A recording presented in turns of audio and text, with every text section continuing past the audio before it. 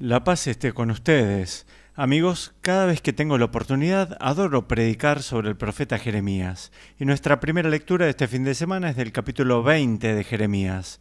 En Jeremías obviamente hay mucha sabiduría espiritual y todo eso, pero más que ningún otro profeta llegamos a conocerlo a él. Aflora su personalidad, hay mucho sobre la vida del profeta Jeremías, y de cierto modo ese es el asunto.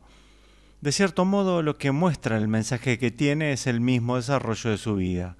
El asunto sobre Jeremías es que es alternativamente majestuoso y muy sabio y temeroso y enfadado y frustrado.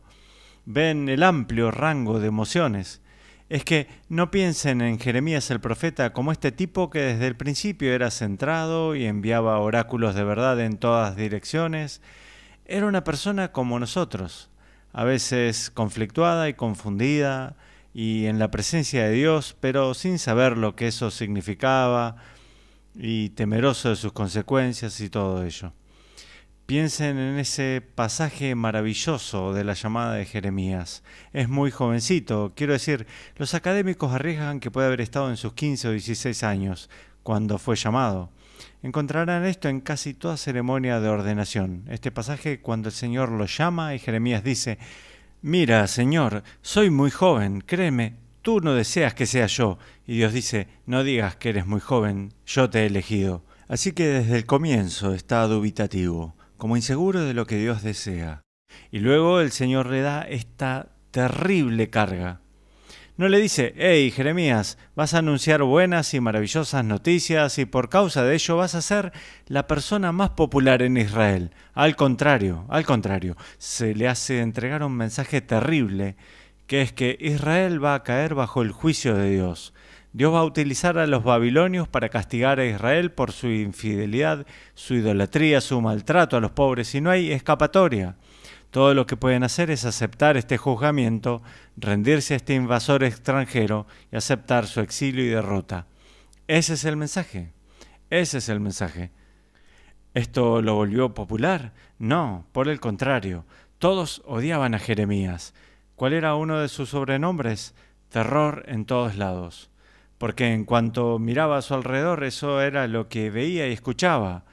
La amenaza de Babilonia, sí, que Dios le dijo que anunciara, pero también el terror provocado por sus contemporáneos, que estaban tan enojados con su mensaje. Más aún, no lo escucharon. Digamos que fuera como Jonás, el profeta. Jonás anuncia que deben arrepentirse y Nínive se arrepiente. Lo aceptan, incluso las reces se arrepintieron. Quiero decir, Jonás es el profeta más exitoso de la historia de Israel. Jeremías, lo opuesto. No lo escuchan, lo persiguen, lo echan dentro de una cisterna, y no tenemos esto por cierto, pero es muy probable que haya sido ejecutado por su propio pueblo. Así que esa es la carrera profética que tiene. Así que con eso en mente, escuchen a la frase inicial de nuestro pasaje en este fin de semana. Este es Jeremías mismo hablando. Me sedujiste, Señor, y me dejé seducir. Fuiste más fuerte que yo y me venciste. He sido el hazmerreír de todos, día tras día se burlan de mí. Este no es alguien que se para serenamente en la presencia de Dios, ofreciendo una simple oración al Altísimo. Es alguien que está diciendo: mira, me hiciste un profeta, pero en cierto modo me sedujiste, como que te aprovechaste de mí. Me diste esta terrible carga y ahora la estoy cargando y todos me odian. Escuchen cómo sigue.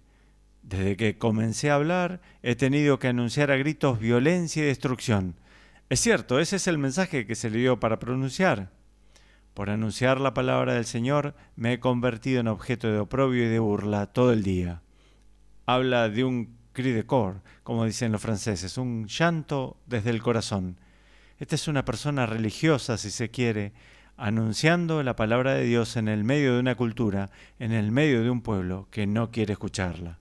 Ahora, cuando lo expresan de esa manera, ¿no comienza a sonarles bastante familiar? El ser una persona religiosa en el medio de una cultura que no quiere escuchar la palabra de Dios. Ahora, He tenido mucha experiencia con esto. He estado haciendo este trabajo de predicación en internet y sí, miren, es maravilloso y sí, llegas a toda clase de personas de modos grandiosos, pero admitámoslo, la cultura occidental actual no es precisamente abierta a la religión. Es bastante escéptica, bastante crítica de la religión. Comencé a realizar este trabajo poco tiempo después de que emergieran los nuevos ateístas. Hablo de Hitchens y Dawkins y Sam Harris y Dennett y toda esa gente. ¿Cuál fue el famoso libro de Hitchens, primero en ventas en 2005? La religión lo envenena todo. La religión es una sarta de mitologías de la Edad de Bronce, es aferrarse a un viejo sinsentido precientífico, es superstición, es abuso de niños, es engañar a la gente. Y créanme lo que les digo, está plagado de discípulos de Hitchens y compañía. Si realizas tu trabajo en Internet en la actualidad, te encontrarás con esta extraordinaria oposición. Más aún, intenten hablar de las implicancias en la conducta desde un punto de vista religioso. Así que hablar sobre Dios y todo eso es una cosa, pero comenzar a hablar de cómo debería cambiar tu vida debido a tus creencias religiosas. Intenten hablar hoy en el foro público sobre la dignidad infinita de toda persona humana desde la concepción hasta la muerte natural. Buena suerte. Hablando de terror por todos lados. Vivimos en una cultura, por supuesto, que en su gran mayoría pide aborto a la carta hasta e incluso más allá del momento del nacimiento. Tenemos una cultura donde en muchísimos estados de nuestro país se provee la eutanasia, la matanza de los ancianos sponsorizada por el Estado, incluso si su vida no está bajo amenaza en lo inmediato.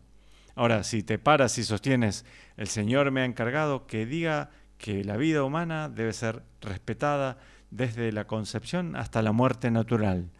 Comenzarán a sentirse como Jeremías bastante rápido, me parece a mí. Intenten urgir para que todos, negros, hispanos, asiáticos, inmigrantes, musulmanes, gays, todos, sean tratados con estima y respeto. Intenten decir eso en todos los rincones de nuestra sociedad, que es la perspectiva bíblica básica. Al mismo tiempo, intenten decirle a la gente que está totalmente volcada en la ideología de la autocreación que tienes ciertas responsabilidades morales, que existe una estructura para tu vida moral y sexual que debe ser respetada. Intenten decir eso en el foro público. Buena suerte. Tal como digo, en una cultura que está afirmando constantemente, no, es totalmente como yo quiero, es mi prerrogativa determinar quién soy y cómo vivo, intentar anunciar que existen verdaderos valores morales objetivos que deben regir la manera de vivir, escucharán terror por todas partes muy rápidamente. ¿Saben lo que van a escuchar? Escuchen de nuevo a Jeremías. He sido el hazmerreír de todos, día tras día se burlan de mí. Por anunciar la palabra del Señor me he convertido en objeto de oprobio y de burla todo el día. Tal vez un poquito autocomplaciente, pero no muy lejos de la verdad. Especialmente en la actualidad en Occidente, cuando anuncias valores religiosos. De acuerdo, así que estarán diciendo, está bien, obispo, este es un mensaje bastante deprimente. Bueno, de cierto modo sí, estoy intentando desplazarme al ámbito de Jeremías, porque allí es donde vivió. No vivió en un ámbito de éxito, no halló éxito gozoso en la obra que estuvo realizando. Encontró escarnio y burla y rechazo. ¿De acuerdo? ¿De acuerdo? Entonces, ¿abandonamos? No. Y aquí viene el mensaje último y en cierta manera la parte más importante de esto. Habiendo dicho todo eso, y no voy a contradecir una sola palabra, habiendo dicho todo eso de la dimensión del miedo en todas partes, de ser un profeta, escuchen lo que dice. He llegado a decirme, ya no me acordaré del Señor, ni hablaré más en su nombre. Pero había en mí como un fuego ardiente, encerrado en mis huesos. Yo me esforzaba por contenerlo y no podía. Tremendo. Esta es la otra cara de la experiencia de Jeremías. Toda la negatividad es completamente honesto sobre ella, no la esconde, no la desmiente, no simula que no está allí. No, no, no. La admite plenamente y es tentado, pueden oírlo. Está tentado a decir, me rindo, no voy a hacer más esto. Yo lo he experimentado. Pienso que todos los que han estado envueltos en predicación y enseñanza de un modo público han sentido eso. Olvídate, ya está, es muchísima crítica, solo quiero abandonar. Pero había en mí como un fuego ardiente, encerrado en mis huesos. Yo me esforzaba por contenerlo y no podía. ¿Cómo es la palabra de Dios? Es como este fuego.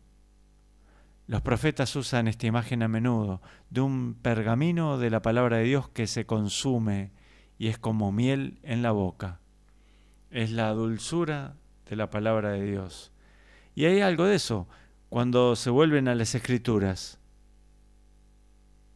Incorporan esta palabra que lo sé, a menudo es profundamente desafiante, pero no pueden resistírsele. ¿Qué dice San Pablo? Él fue también un personaje muy al estilo de Jeremías, ¿cierto? ¿San Pablo se encuentra siempre con el éxito? Al contrario, lo apedrearon y lo echaron de las ciudades y lo persiguieron, finalmente lo ejecutaron. Quiero decir, Pablo tuvo la misma experiencia que tuvo Jeremías, pero aún así Pablo dice, ay de mí si no evangelizara. Lo mismo, la palabra de Dios penetró tan hondo en San Pablo que no podía no evangelizar. Ese es Jeremías también. ¿Cómo podría mantener esto dentro? Es como un fuego en mí. Bueno, ese es el ámbito al que todos los profetas tienen que desplazarse. Y les he dicho esto antes, es doctrina católica básica. Toda persona bautizada es ungida como sacerdote, profeta y rey. Su sacerdocio es ejercido cada vez que van a misa, cada vez que rezan, cada vez que interceden. Ese es su sacerdocio. Realeza toda vez que ordenan las cosas en función del reino de Dios. Profecía toda vez que pronuncian la palabra de Dios. ¿Es solo para gente rara como Jeremías y Pablo? No. Cada uno de ustedes que está bautizado es un profeta. ¿Cómo va a ser eso?